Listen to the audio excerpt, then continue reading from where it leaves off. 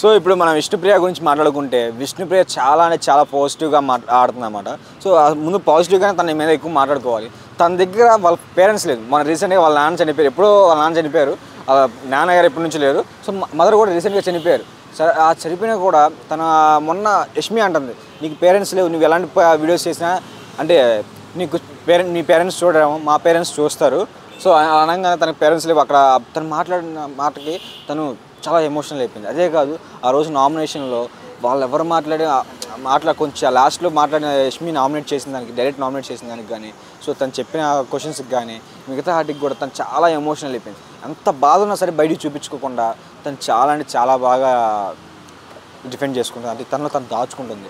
ఎవరైనా సరే మణికంఠని తీసుకోండి, ఇంకెవరిని తీసుకున్నా చాలా ఎమోషనల్ అయిపోయి ఏడ్ చేసి నాకు అది ఉంది, ఇది ఉంది, నాకు ఇదే అయింది చాలా చేస్తారు. బట్ విష్ణుప్రియ మాత్రం అసలు అలాంటి ఏమి లేకుండా నా లైఫ్లో ఏం జరగలేదు, నేను చాలా హ్యాపీయెస్ట్ పర్సన్ అని చెప్పేసి తను నవ్వుతూ నలుగురు నవ్విస్తూ తను చాలా మంచిగా చేస్తుంది. సో నిన్న కూడా చూసుకుంటే బాటిల్ కాడ వీళ్ళందరూ రెచ్చగొట్టి మరీ చిల్లరగా చేస్తుంది అనమాట. ఎవరు యష్మిన్ అని చెప్పేసి ప్రేరణ అని వీళ్ళిద్దరిని రెచ్చగొట్టి నాకు వాళ్ళ ముందు వెళ్ళి డ్రింక్ తాగేసి కొంచెం రెచ్చగొట్టి ఇలా చేస్తుంది. సో ఎంత కామెడీగా చేస్తుంది. బట్ మంచిగా తనలో ఉన్న ఎంత ఎమోషన్ అయినా సరే, ఎంత బాధ అయినా సరే తను ఎక్కడా చూపించుకోకుండా అన్నీ దాచుకొని తను చాలా మంచిగా ఆడుతుందని నాకు అనిపిస్తుంది. సో ఈసారి సీజన్ విష్ణుప్రియ అవ్వచ్చు.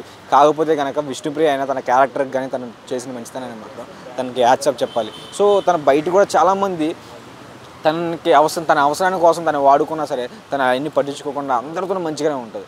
తను ఎవరిని ఎలా అనుకున్నా సరే బయట అలాగే ఉందో లోపల అలాగే ఉంటాం.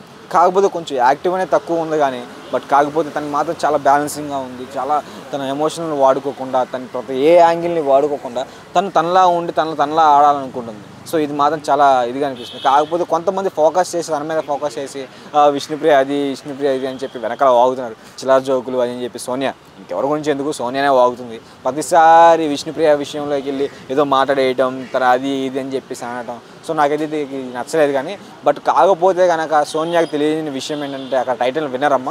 సో కంపల్సరీ నాకు తెలిసే టైటిల్ విన్నర్ తనే అవుతుంది. టాప్ 2లో ఉండేది మాత్రం విష్ణుప్రియనే. టాప్ 1లో కూడా ఉండే అసలు విన్ అయ్యేది కూడా విష్ణుప్రియ అని నాకైతే గట్టిగా అనిపిస్తుంది అనమాట.